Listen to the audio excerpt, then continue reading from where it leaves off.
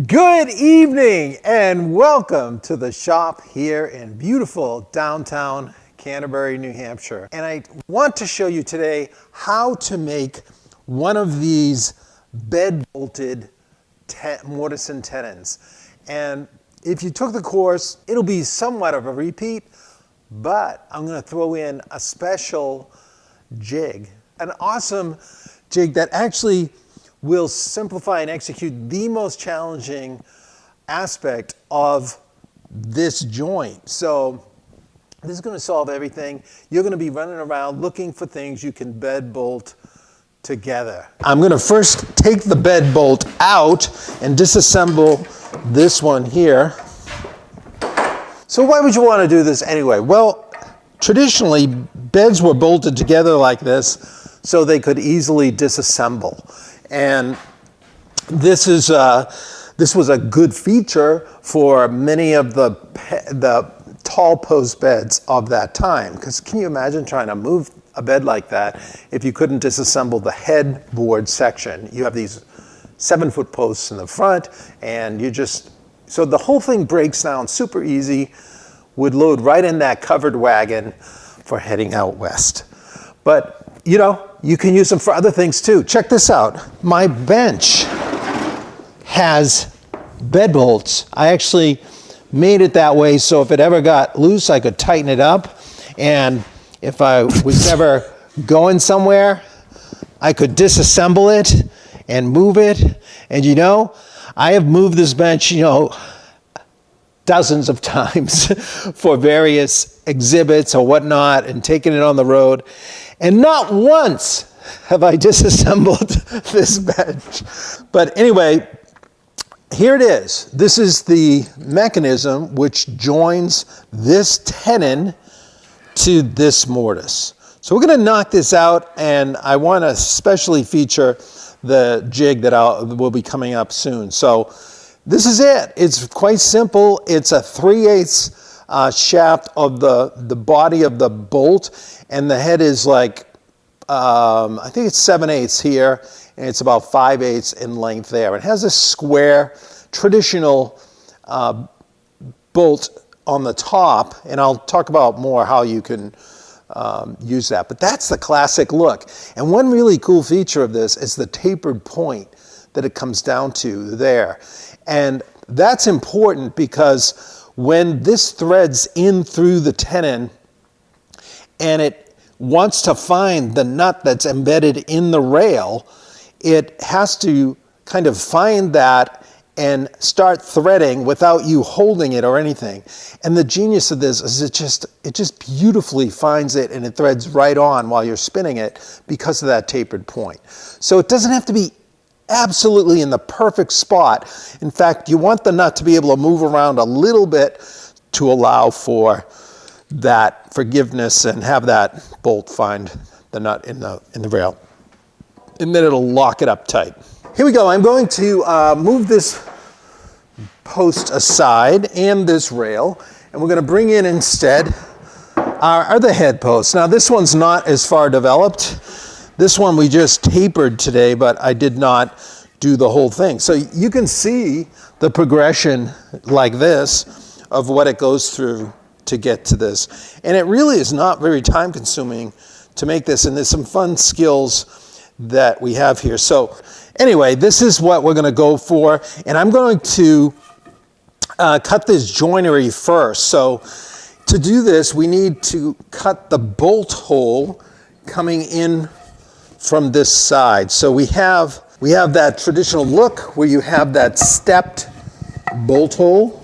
So it's a 1-inch diameter hole, and it has to be deep enough to completely conceal the top of the bolt here so that little fancy bed bolt cover can swing away and cover the head of that. All right, so I'm going to head over to the drill press, and we're going to drill that 1-inch hole, and then we're going to drill a secondary, like a stepped hole, the inner hole that allows the bolt to pass through. That's going to be a 7/16 diameter bit. So this is 3/8. That'll allow for a nice 16th play. and movement in there. And then we'll come back and we'll route out our mortise.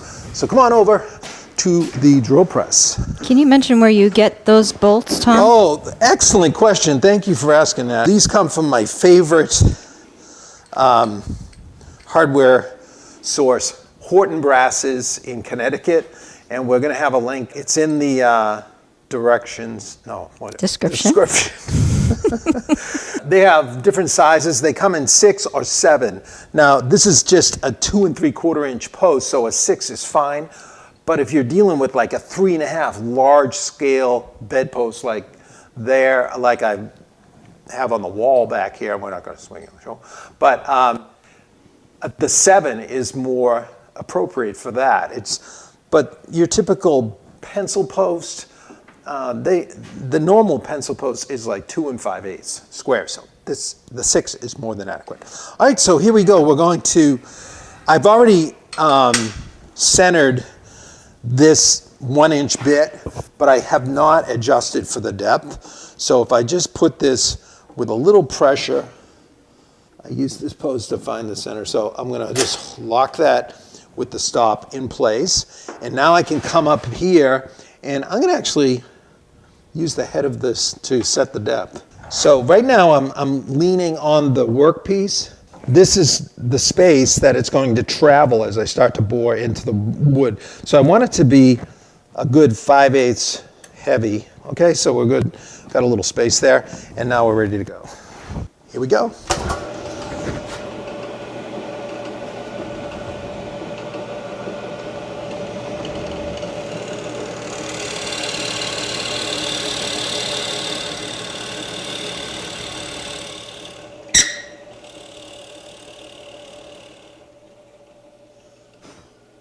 That feels deep enough, but that's it right there.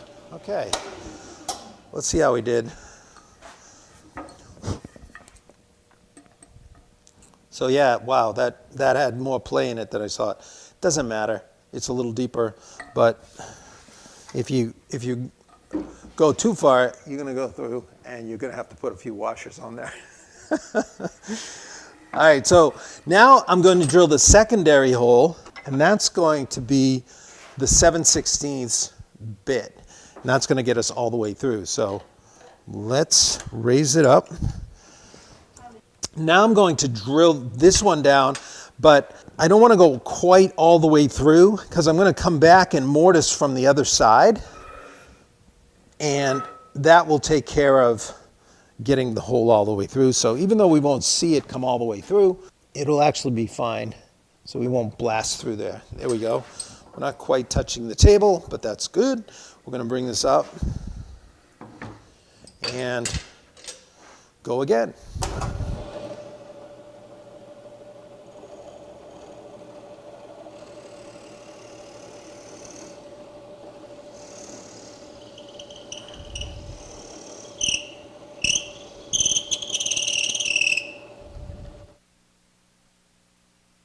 Let's head back to the bench. Is that a Powermatic keyless chuck or aftermarket item? Yeah, that's, thanks for mentioning that, because I was going to mention that. That is one of the nicest features of that drill press. It comes with the keyless chuck. So the depth adjustment annoys me, honestly, and it just did. It's not very positive. It's got too much play in it. So it has some they tried to get it to be really functional, but it lacks in accuracy. So, but that keyless chuck is pretty awesome. So that makes up for it, I guess. So now I'm just going to clamp this in place, and we're going to plunge route the mortise. So this is going to be a 3/4 inch wide mortise. And I set up the router with the guide fence to center it. Sure, hope it's centered. I'm going to raise it up a little. And I set the depth using this nice depth stop to 9/16. Our tenons are going to be a 1/2 inch long and 3/4 of an inch wide. So plenty beefy. to hold in there. All right, so we're going to go ahead, a few different depths passing, and then we'll square up the ends, and we'll be on to our tenons. All right, let me get my hearing protection.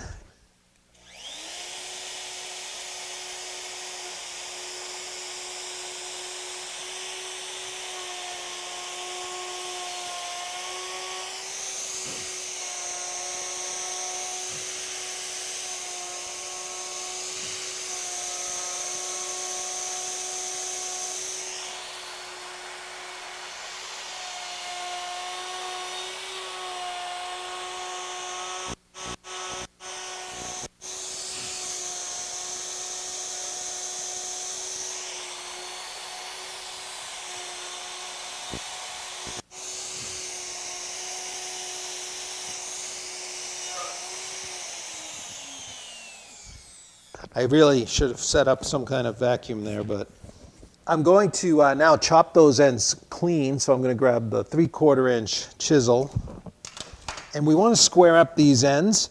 So I'll just come in, I'll align it, eyeball it in line with the sides here. And what I'm doing is cutting down through the end grain, and I'll just lean it forward, and then I'll go right to the line. Set the chisel right on the line, bring it up vertically. There you go. Same thing at the other end. Consensus seems to be fish. Horse-nervits are the best. Fish. Is that spelled like? F-I-S-C-H. Oh. Fish, F-I-S-C-H. Well, see, I wouldn't have come up with that name in 100 years. I have not shopped that kind of tool. All right, so here we go. Now again.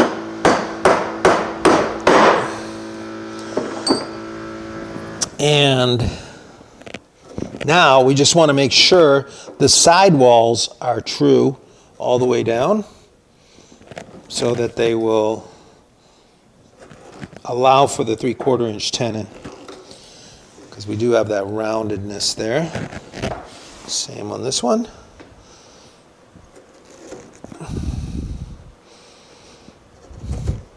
See, if we were doing the article, Barry would say, all right, hold it right there. Put your fingers over there. It's like you're Don't never move. more self-conscious of your hands. I did go to hand modeling school, but I'm not sure it's helped me that much. It doesn't help when you bite your fingernails. This got put off a little bit. We had to reschedule like a week later, and when Barry told me we had to reschedule, I thought, oh great, I can let my fingernails grow another week. Tom, where did you get the bolts with the taper? Thomas is asking. That's Horton Brasses. Wow, another shout out for Horton Brasses. Was that Tom? Thomas. Thomas, do you work at Horton Brasses? We're going to have someone ask about those bolts every 10 minutes. They, I don't know if I mentioned this before, but they were one of the companies that sent us some things for our Epic Weekend giveaways. That's right. I think I did mention that, but. Yeah, in Pug Moore introduced me to Horton Brasses 32 years ago. And they've always, they deliver super fast. It's been a family business for a long time. Really great people down there. Anyway, they've changed with the times. Back then, they just had 18th century. Pretty much they were into, Chippendale and Federal types of hardware. And then now they have all kinds of, more contemporary craftsman style, and then they got into the wrought iron or forged. But anyway, there we are, all nicely done. So we've got our mortise on this side, centered in the rail. You can see our 7/16 hole coming through from the other side. So we have our stepped mortise here, our 1-inch hole Forstner, so we have a flat bottom to it, and then it drops down to the 7/16 that goes all the way through. So that's all you're going to need. You need to set it up that way, whatever you're joining. Of course, you can change the size of this, but that's a nice method that works for me well. All right, so now that we've got our mortise on our post, we want to create the corresponding tenon on our rail. So let me bring up, this is going to be the other rail, and we want to create a tenon on this long rail. Now this technique is really helpful for creating tenons on long rails like this, because if you've seen my table saw jig, I've explained it quite a few times, I think, in various videos, how to make it, but it's just dirt simple, but super effective because it rides right on your fence. It works by holding the workpiece up on end to cut the cheeks of the tenon. This I'm not going to hold up on end. This is just too long to work. It's too heavy, too long. So this method is going to simplify this whole thing. Here's the jig. You just need one of these.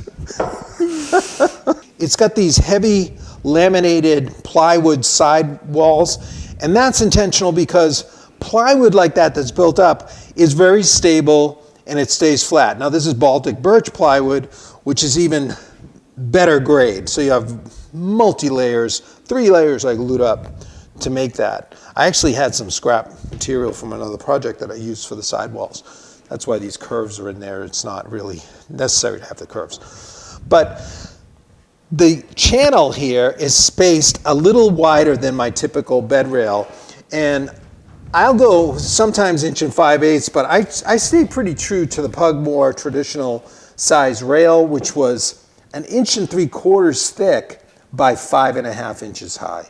That can support a lot. It's plenty for larger beds and to support any mattress. So that is the dimension. So this is the little channel is a little wider than 1 3/4. But the real key to this jig is that the front portion here, this sidewall is dead 90 coming up. So make sure that both sidewalls are dead 90, and then you end up with 2 parallel pieces coming in the front, and then this piece is like a plate that gets added on, and this is what the router rides on. So first, I'll go ahead and slide this into the jig, and we'll get it set up to cut the joint, and I'm going to clamp it to the bench so it doesn't move around while we try to cut this joint. Let's clamp her there, and clamp her there. All right, so now we've got to cut the tenon.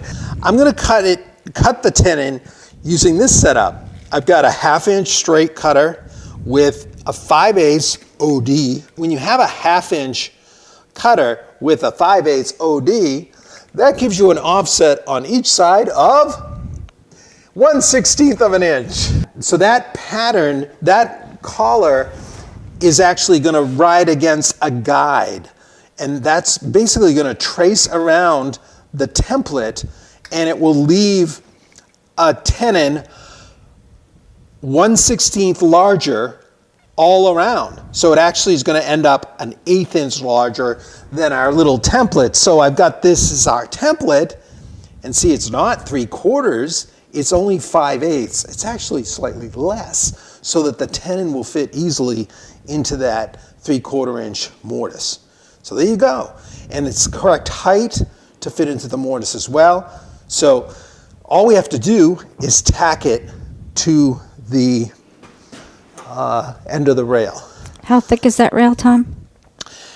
This is the classic Pugmore size rail. It is a 3/4 inch thick by 5.5 high. So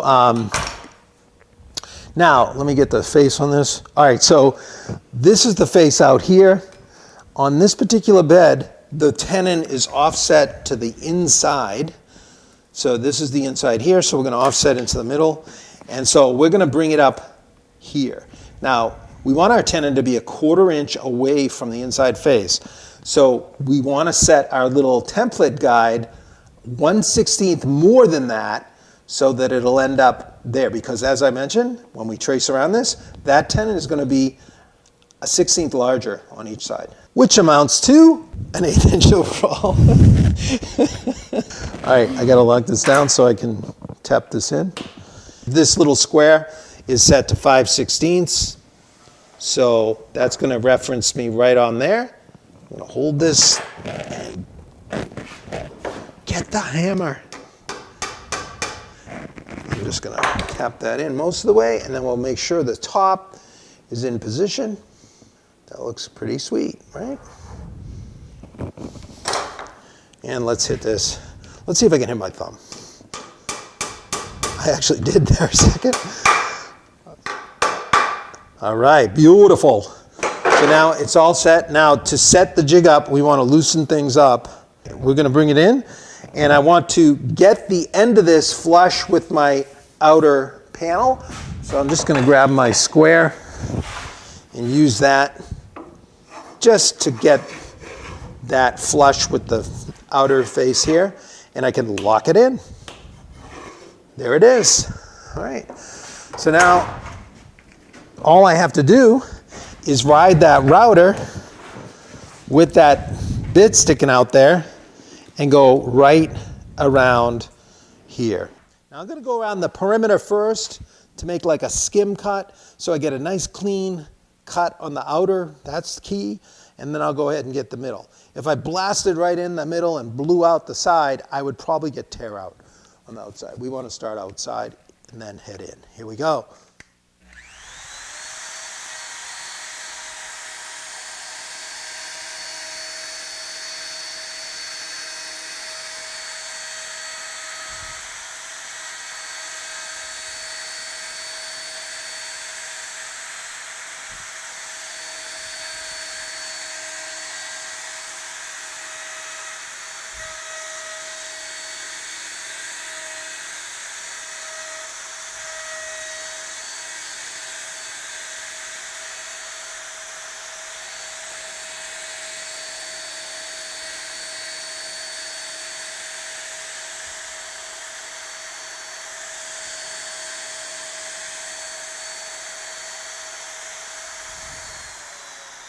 Let's see how we did.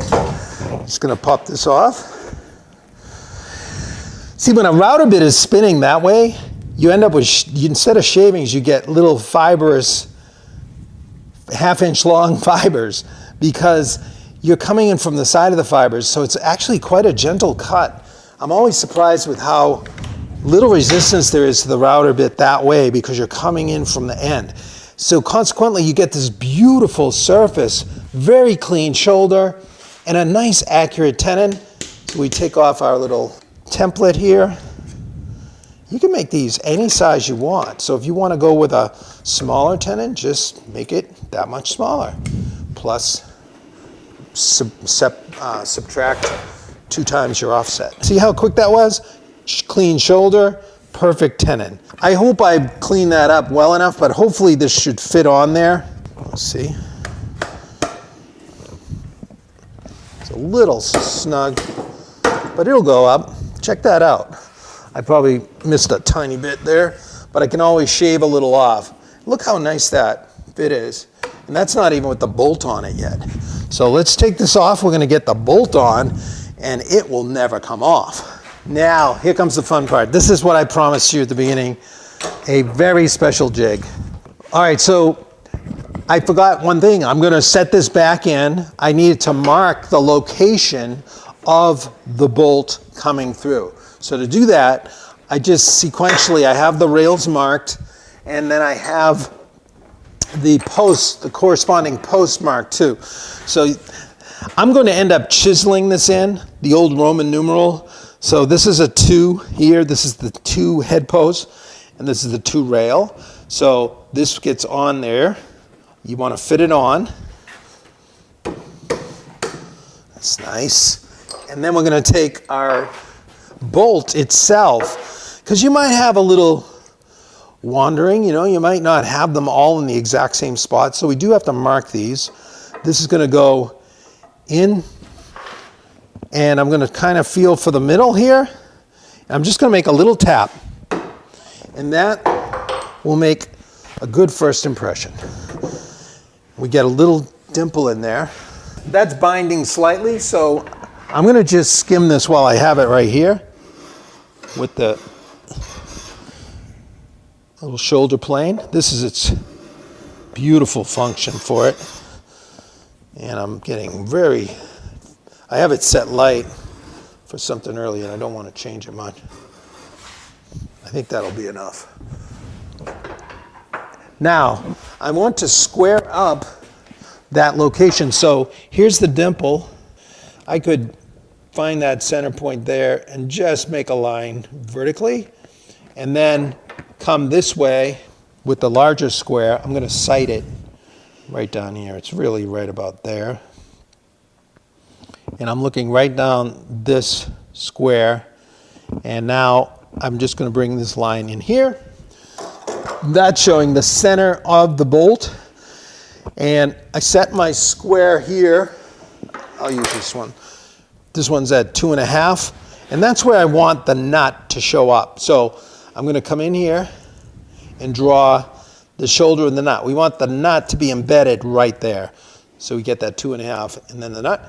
And we want to leave enough play here for the nut. Like I said earlier, you don't have to have it like locked in. You want a little play so that things can vary. The way this drills in may vary a little, and you want to let the bolt find that nut. So we're going to make it, that mortise is going to be 7/8 wide, and our nut is only 3/4. So it gives us a 16th on either side.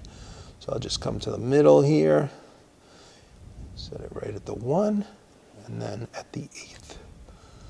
There we go. Now I'll just square that just a little bit so we can see it. Now we're going to do this, cut this mortise on the mortiser. Makes quick work of it.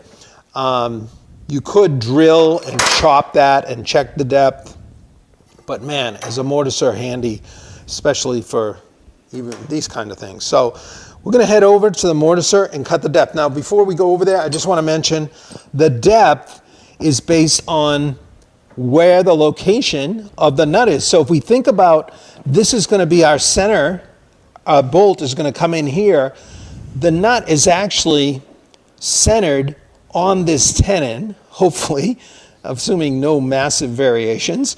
And so it actually is a 1/4 inch plus the thickness of the tenon. So it's equal to the thickness of the tenon, 3/4. So I want that bottom of that mortise to be a little over 1 inch deep. 1 1/16 would be fine, because that'll give a little room for it to rest in case I drill a little deep on the end hole. All right, so let's head over. And I've already got that depth set up, so we can just go right ahead and mortise away. So here we are on the table. I'm going to lock this in. You know what you're doing. Sorry, I got my big head in the way. All right, I'll be milling. Tell So ya. what I was doing was adjusting the table forward and sighting the back line on the cutter. And now I'm sighting the other line here. See, I can move left to right here. I used to move left to right on my benchtop with my thumb, which works pretty good. So when I'm on the workpiece here, you can see that my depth stop is a little over 1 inch deep. See, I have a little play there. So hopefully this will work well. Here we go. I may get some smoke, so I'm aware of it. Now I'm gonna crank it back, so I'm gonna stick my head in there again. Okay, there we go. And get the second depth. Now we're just gonna move it back a little bit. I meant to crank the other one. I'm going to bring it up. Just want to clean out a little more at the bottom there, if that'll help. Okay, now I'm going to go ahead and clean out the bottom of that mortise, back of the bench. So that bit doesn't go quite all the way down. Like the hollow chisel is a drill bit spinning inside a square hollow chisel, and the bit leads the cut a touch. So if you really want to get it cleaned out flat in the bottom, you need to just chisel that last bit.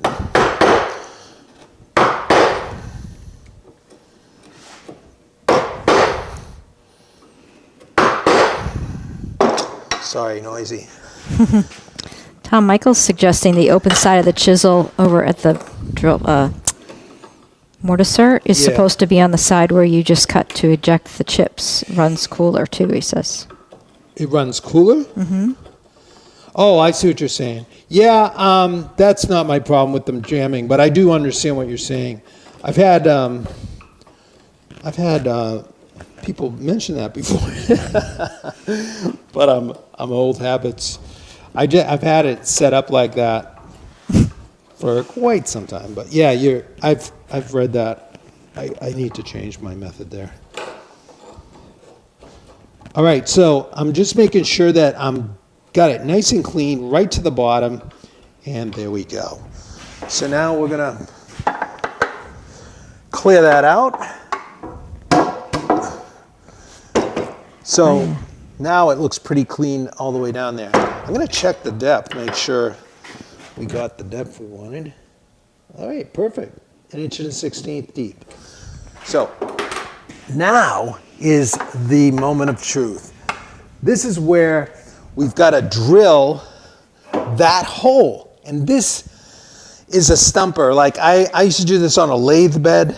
It was a lot of hassle every time. But I was visiting a friend. He had an interesting jig for drilling these bed bolt holes. And I thought, man, I'm going to modify that and use one like it. I made this bed bolt jig.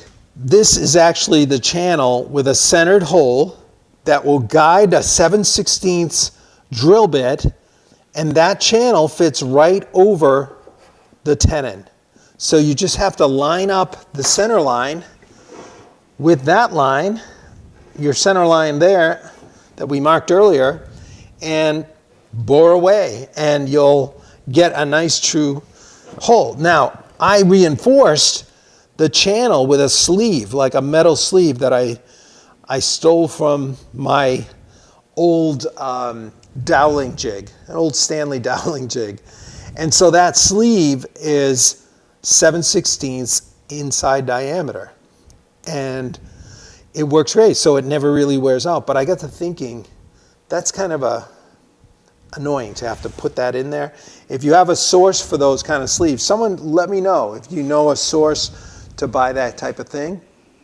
But I'm going to show you tonight how you don't need the sleeve. If you think about it, whenever you drilled through a large, thick piece of material like this, half of it is end grain. You know, your end grain on both sides and side grain. And if you've ever tried to ream out a hole with the sides of a drill bit, it's hard to move it, especially the thicker the material, even if it's not super hard wood. So the idea is if it's thick enough and you drill through, that just the wood itself will guide the drill bit. You won't need that inner sleeve. So I'm going to show you tonight how to knock one of these out really fast. And I'm going to do it with just a chunk of wood. I actually had a small scrap of walnut. I know some people might say, walnut? But yeah, that's what is around. And it was small, so I wasn't going to do anything with it other than show you. I wanted you to see this with first-class material.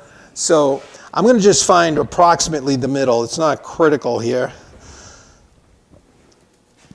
And this block measures 1 15/16. So if you get close to 2 inches thick, that's going to be great. That's going to guide. So you know, walnut's not a super hard wood. It's sort of like cherry, so it's not It's got about the same hardness factor, but I wanted to use something like that that wasn't excessively hard to show you how well it can work. Now, to make this, we have to drill that guide hole first. So I'm going to head back over to the drill press. We've got our 7/16 in there. We're going to just use that and drill right on through. Now this time I want to go through, so I'm going to just use a sacrificial base here. And set it up, and let's be boring. Oh, gosh. Whoops. I want to put this side against the fence just in case it matters.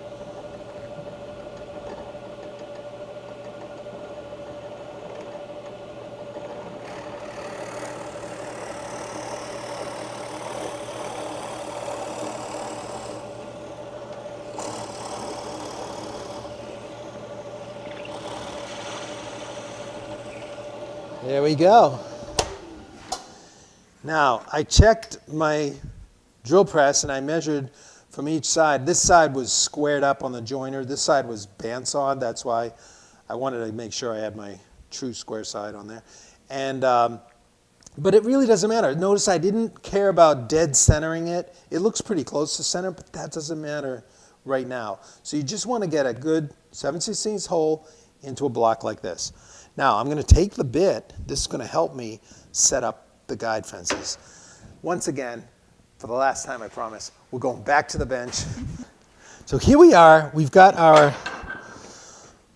block. Now we want to get some guide block sides. So I got these pieces out, and we want to size this so we end up with our channel. So I'm going to attach these blocks so that they will be right there.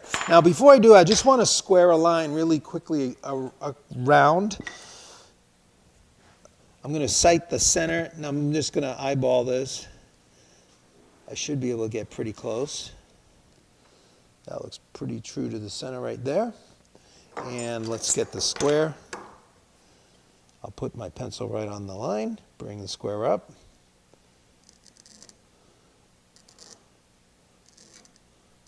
Boom! My sister Maureen likes to say that. All right, so that used to be a thing generations ago. All right, so we're going to set my pencil here. Whoops, not doing this very smoothly, but in an awkward position. Okay, there we go. And one more, let's square down this way. This will just help us later on. Why not? Let's go one more. See if our lines match up. It's not the easiest thing to do around a thick piece like this, but let's see. Did they match? I do. Phew. All right, so now we got those. Now we're going to go ahead and get our blocks set on here. So we've got our nice true hole going through, and we just need to set up the blocks. I want to set this so that that hole is centered between the blocks and it's a little wider than 3/4 of an inch. So our tenon is 3/4 of an inch thick. The hole is 7/16 of an inch. So how much space do we want on each side? Subtract 7/16 from 3/4, 5/16 of an inch. Divided by 2 is half of 5/16 on each side. I have these two pieces that I ran through the sander. You can rip them on a table saw or a band saw, whatever. But I had the luxury of using the sander to get it down. So these two pieces together are 5/16. So I know that I've got my 5/32. So this, I'll just set up one on one side, and I'm going to use the drill bit, set it in the hole, and here's the shank where there's no thread. It'd work on the thread too, but this is more of a positive reading. So we're going to put our 5/32 right against one side and just bring up one of our blocks. okay? It doesn't even have to be dead square, but I'm going to try to get it. It doesn't matter because we just want the channel parallel. I'll try to get it pretty close to square though. All right, now we're going to bring up our little pin nailer and let's pin nail it.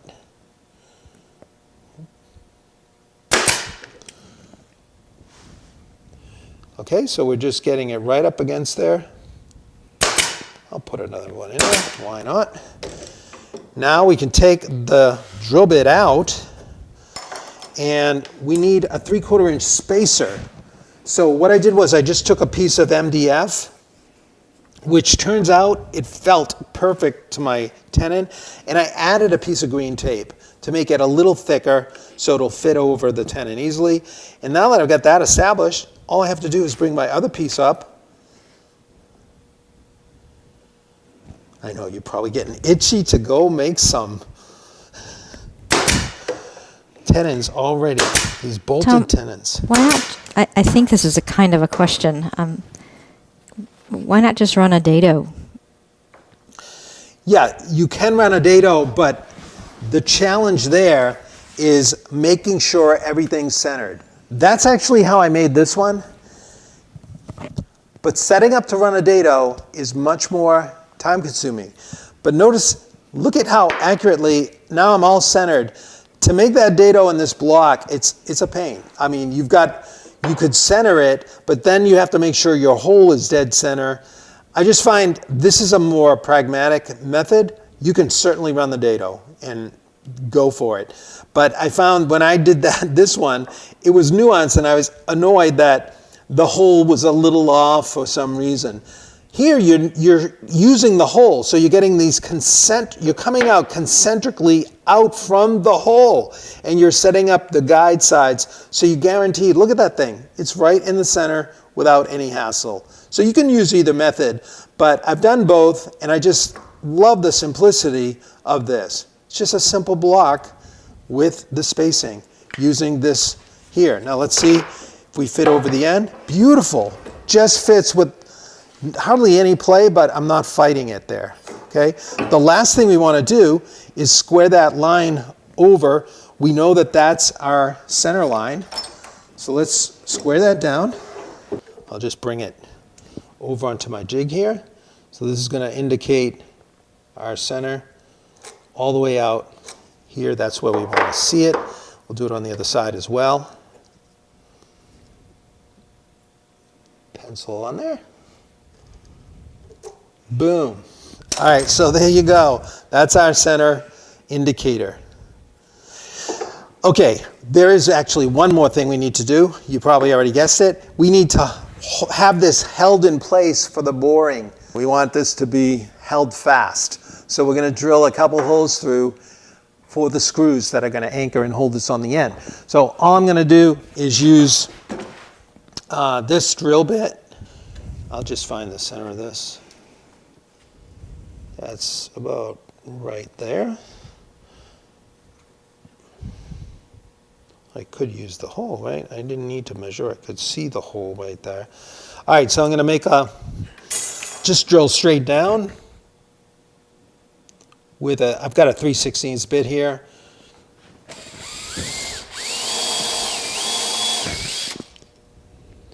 Right on through. Try not to drill through your bench. I hate doing that.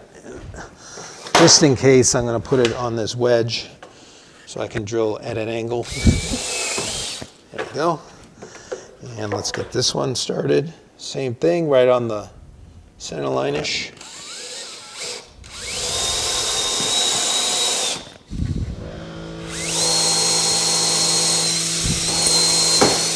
All right. There we have it. So one thing I didn't mention, these blocks are 9/16 thick. So we don't want the tenon to bottom out on the block. We want the shoulders to rest on these blocks. So you want to make the depth deeper than the length of the tenon you're going to be making. Okay? All right, so here we go. We're going to put our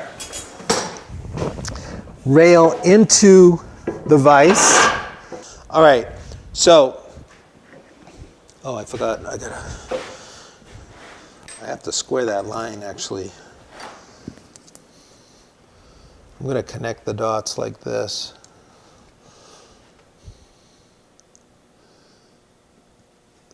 Because these blocks may not be dead square. Oh, they are pretty darn square to the side. So this I'll just bring right across. Okay, so this is indicating all of that's just the center line. Now this jig is ready to work. So I'm going to bring it on. And look, I've got my center line there. So all I have to do is align that center line with that right there. Now I've got a couple drywall screws that are 2.5. So this will give me a 1/2 inch into the end of the tenon. And those just go right like that. And it's quick, easy to put on and take off. We want this to lock on. That's the other reason you really want to use screws, because there's some forces you feel the drill bit want to maybe move it, but it won't be allowed to with these here. Oh, I just spun that one a little bit. That's okay. Next one. Okay, nice and snug. That's really locked on there. And now we're ready to drill. So for this one, you're going to need a longer drill bit. And I've got this. This is also a 7/16 brad point bit. And I forget where I got it, but you can find longer brad point bits out there. I've got the tape on it to indicate how deep I want to go in this one. This is going like 5.5 or so. And that's calculating, you know, how much it would need. So here we go. We're going to just see how this works. Feels pretty positive. This will squeak a little.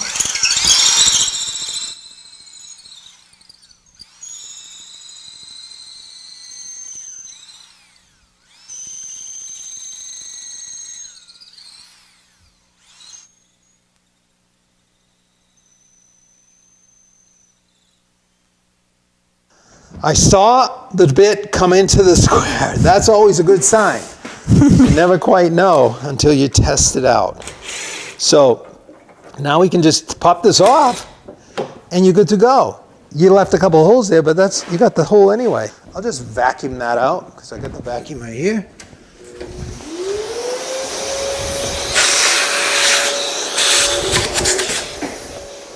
Now before I put the post on there, I like to check and see if it actually threads in. So we'll drop it in. We bring the bolt in. I can feel it hit. And then I just start threading. And there it is. It's locked on. Right in the middle. Looks pretty sweet. All right, so let's actually, I'm going to have to bring this up. I got to just loosen it like this and then dump the nut out like that.